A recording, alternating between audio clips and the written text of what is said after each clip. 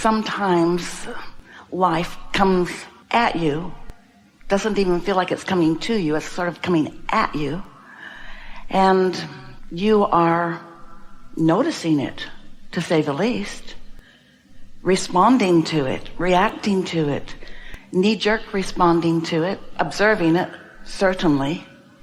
In fact, most humans offer most of their vibrational offering, which comes anytime you focus on anything. Most people offer that in response to something that they are observing. It's logical, isn't it? But the real finesse, effectiveness, you might even say power of deliberate creation is to be hardly ever reactive. Proactive, maybe, getting out ahead of it a bit. But when you wait for something to manifest and then you respond to it, it's harder for you. And yet almost everybody does it all the time. The other day, this seems like a silly analogy, but stick with us because it'll play out through the conversation today and it will make sense to you. Esther got a craving for something she hadn't eaten in a long time, some soft-boiled eggs. She likes them soft. She likes to put some butter and salt and pepper on them, and she knows just how she likes them to be.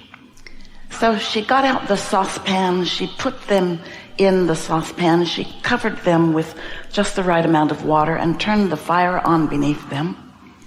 And then, for some reason that she hadn't really planned, she stood in front of the stove and watched the pot boil.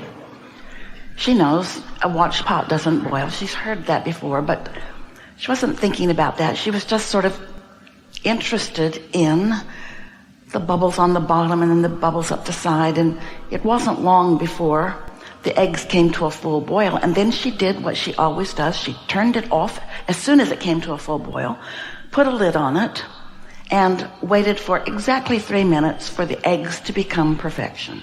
As she was waiting that 3 minutes, she had a thought that she had not thought before. Seemed silly maybe, felt profound to Esther. She knew for sure that that water was going to come to a boil. She didn't wonder if it would. She wasn't hoping it would. Oh, please, please, please, please, please. She knew for sure that that water with that fire beneath it was going to come to a boil. It was going to manifest into boiling water. She knew it for sure. And she thought then about creations that she's about or that you're about, and how when the fire is on, which is what the focus is, if it's steady, it will come to the manifestation that you choose. It will turn out the way you want it to. Really good eggs. It will turn out the way you want it to. And then Esther thought, unless I do with these eggs what I've done with other things, turn it on, turn it off, turn it on, turn it off, turn it on, get distracted, turn it on, get annoyed, turn it on, become impatient, turn it on, and don't let the natural physics of the universe take their course. Question? Really? Is this water going to come to a boil? Well, there have been enough pots of water come to a boil that it's ridiculous to question that. But you might question if that man's ever going to show up, or the money in the bank, or the things that you want, or the lifestyle that you're asking for, yes? And so just hang on to that a little bit, because we want you to know for sure that when you focus without contradiction, without turning the fire off, that whatever it is that you have chosen as your desire must be no exception ever. And if it hasn't come about yet, you're turning it on and off and on and off and on and off and on and off. And don't say you aren't, because you are. You're not keeping the focus there. Now, it's not the easiest thing in the world to focus upon what you want when you are faced with something that you do not want, we're not asking you to do impossible things. In other words, there's a pot that is what you want, and there are pots about what you don't want. The things that manifest that you don't want happen for the same reason. You kept focus on them. And you might want to ask yourself, why is it easier to keep the focus on the pot you don't want? I knew that was going to happen, you say. So, focus, expectation, that's really what we want to talk with you about today. You will notice a perfect unfolding. The other day, favorite news story, Esther heard it secondhand from her daughter, her family, mom, dad, teenager, on their way Saturday morning to get bagels, the only really good place in town that has them. And they got there, two of them went in, mom waited in the car, they went in, they were gone a little while, not long. They came back and they said, they're out of bagels. What? How can they be out of bagels? They're out of bagels. But how? How can they be out of bagels? This is called the bagel shop. What kind of management do they have? It's not even that late in the day. It's early in the day. Don't tell me this is supply chain. They make them in there. What do you mean they're out of bagels? How can they be out of bagels? And then Luke, brilliant at times, said, guys, can't they just be out of bagels? Can't they just be out of bagels? Do we have to talk about this until I graduate from high school? And yet, what makes you want to defend where you stand? Or what do you think that is? It's a determination to get what you want. But can you feel what we're getting at here? That's not going to get you any bagels. And when you practice that sort of thinking, of looking at what is when what is doesn't please you, and spending any time at all on what is that doesn't please you, you know what you do? You keep a fire under a pot that trends and trends and trends, and we promise you, well, it's not our promise. We're nicer than that. The law of attraction promises you. Law of attraction is very friendly, consistent in its friendliness. Law of attraction will bring you whatever it is that you're offering vibrationally. So all of this rambling and babbling that we've been offered here boils down to one thing. How happy am I now? How happy am I now? How happy am I now? How happy am I now? How happy am I now? How happy am I now? Now, we could use another word other than happy. How satisfied am I now? How satisfied am I now? How satisfied am I now? How satisfied am I now? Because sometimes you're satisfied because it's interesting. Sometimes you're satisfied because it's hilarious. Sometimes you're satisfied because it's measurable. How satisfied am I now? Which is the same thing as how on my path that I set in motion, that my inner being is all over, that I'm being called to, how on that path am I? Satisfaction comes from only one place, and that is having an intention and moving in the direction of it. And it's not the project or the car, it's the intention of being the consistent, better word, steady, better word, constant flower of the energy. Flower of the energy. It's upper half of the scale stuff. It's appreciation, yeah, it's joy, yeah, it's love, but it's interest. Satisfaction, and it doesn't dip into boredom or fear or worry or any of that. I tend to my vibration because it matters. It's all that matters. It's all that matters because everything else I've already done. I came into this body, splat, here I am.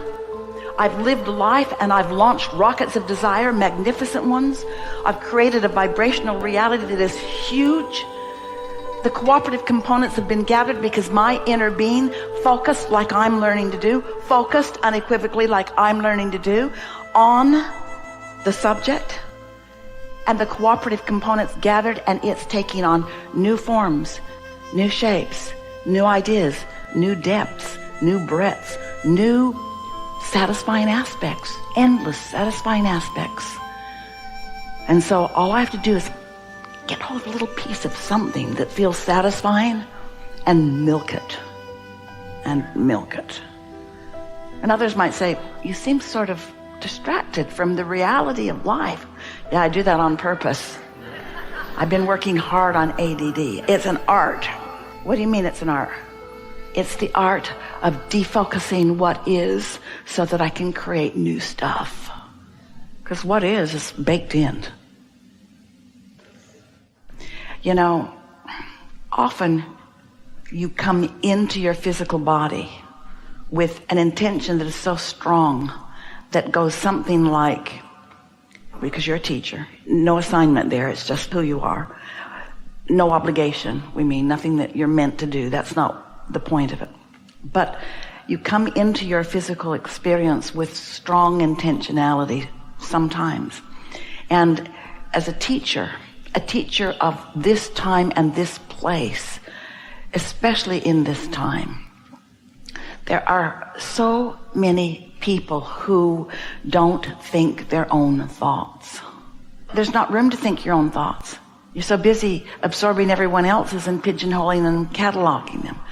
And sometimes, in fact, it's really often that people come with enough of a stubborn, meaning non-physical decision variable, that they can't be persuaded to conform. Here's why. Oh, we've never said this before with this fervor or intensity. This is so important. Do you know what singular thing gets in the way of the majority of people of focusing themselves into the better experiences that they are asking for? Attention to what is. What is what's in the way of what's new for everyone. It's evident. As people are observing and defending and describing, they hold themselves where they don't mean to be, where they don't want to be. Yeah.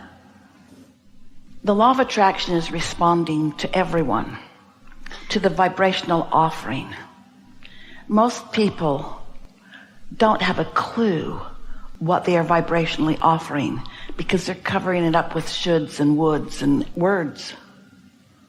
So for most people, until it manifests, they didn't even realize they were there. And here's the piece that we're wanting you to feel our acknowledgement of it. We know you know it. The world is communicating not with words, but with vibration.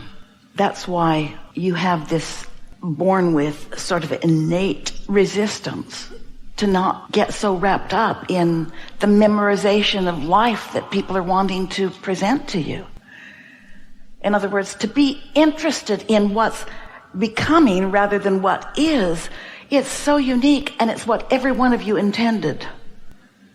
And yet you step into a world that's trying to make it orderly. They want to civilize you, which means they want you to conform with whoever has the most attention right now, idea of what the rightness you should be conforming to. And some of you are just born not just unwilling to do that, but incapable of doing that because your intention was so strong before you came into this physical body. People in your life who are watching you and taking score of what you're doing or not doing, your feeling that you have to explain to them is your biggest tripping point, because it introduces or activates, is a better word, into your active now vibration whatever it is that they've got going on. Not necessary. If you can just practice when you're not with them, loving them, giving them the benefit of the doubt. When you give somebody the benefit of the doubt, you're the one who receives the benefit. Every time. Really good.